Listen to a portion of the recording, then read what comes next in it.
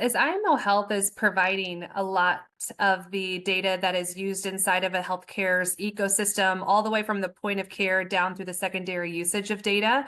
What we've done is really tried to invest in those solutions to inspire as accurate data quality as possible. That is going to drive a lot of the reimbursements like Claire and Bob have referenced, but also allow for analytics that allow you to see where there are opportunities for improvements in the ecosystem to capture better data, to use the data in ways that can allow for better financial optimization, and just overall to give reports that will allow for CFOs like Claire and Bob to be able to benchmark themselves against other organizations.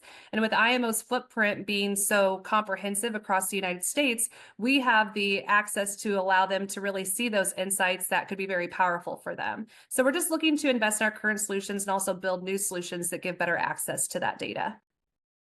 Yeah, and I think it's really helpful for our audience to hear examples. So, can you each share a real world example from your organization where you're using data analytics meaningfully to help improve that financial performance? Let's start again with you, Claire.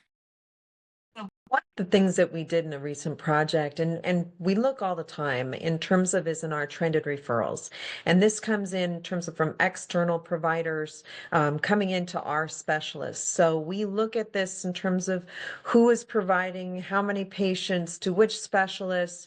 And we also look at the payer mix that they are referring to us. And one of the things that we identified was some that had material outliers. They were known in terms of what their usual payer mix is. We identified that it had materially varied from this, I will say.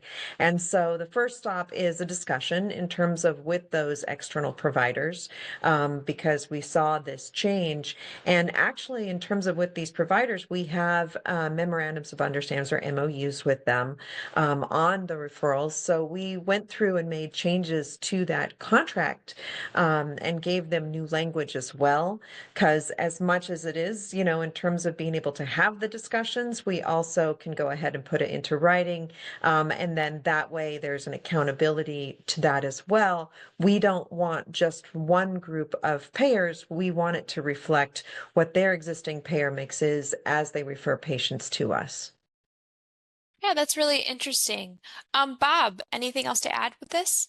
I think I would just, share, Maria, I think that we all are aware of the fact that the federal government had really required transparency information from providers and then eventually payers.